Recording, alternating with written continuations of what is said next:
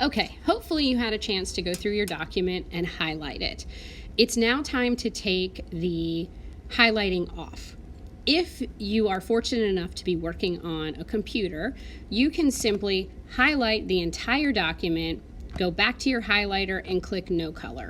However, if you are working on an iPad like I am, I'm really sorry, but you have to go back and do this individually with each color.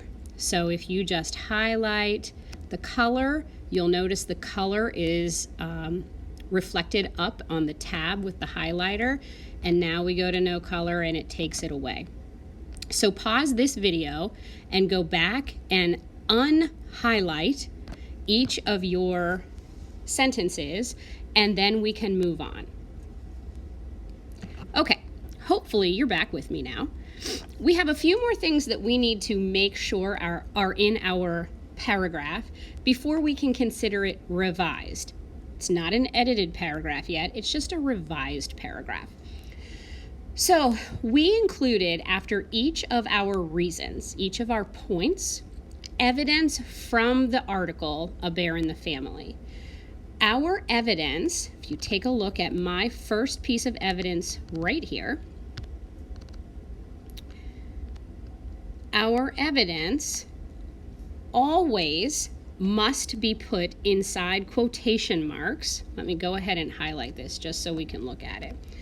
Inside quotation marks, notice how the quotation marks are tight against the letter L in last. And also, if you come down to the last sentence, the quotation marks are tight against the letter R in harder. There is no space between the quotation marks and the word. Our quotation marks only go around the text that was lifted from the article. So we don't put it around Michelson 65. Hopefully you remember from last year that Michelson 65 is called a parenthetical citation. We often just refer to it as a citation because it's easier to say.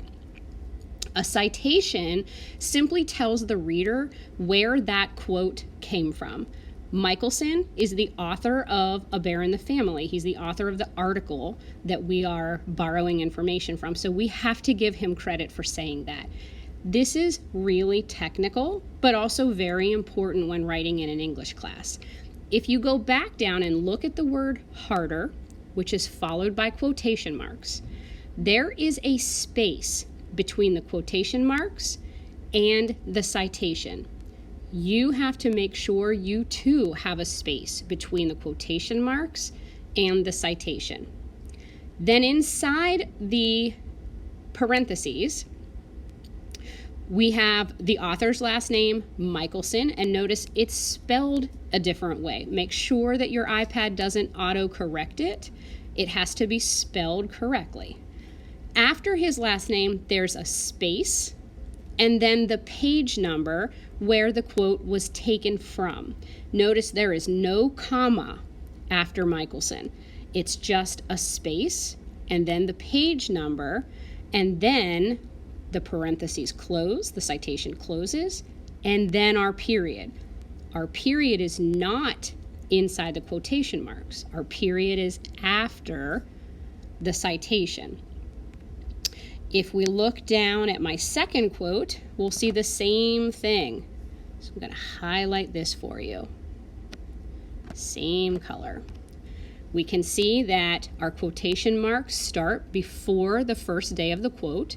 It's a complete sentence, so I have to capitalize it appropriately. Quotation marks and then the word one. And if I read down through those lines, I eventually come to the word find, which is followed by quotation marks, not a period, just quotation marks. After those quotation marks, there is a space, and then the citation. The citation, again, remember, is inside parentheses. It's the author's last name, then a space, then the page number where we found the quote, and then finally the period goes on the outside. So again, I want you to look at your quotes and make sure that that borrowed evidence is indeed correctly inside quotation marks, and that it is followed by a citation that is correctly written. One last thing, signal phrases. Signal phrases, there was a document added to a folder for you to take a look at. There are all kinds of ways to signal that a quote is coming. That's what signal tag, signal phrase means. It means we're signaling to the reader, hey, here comes some borrowed information. I have two different examples for you to take a look at. This first one, which I'll highlight in yellow, says, in the article, comma, a bear in the family. I'm naming the article. I have to capitalize it correctly.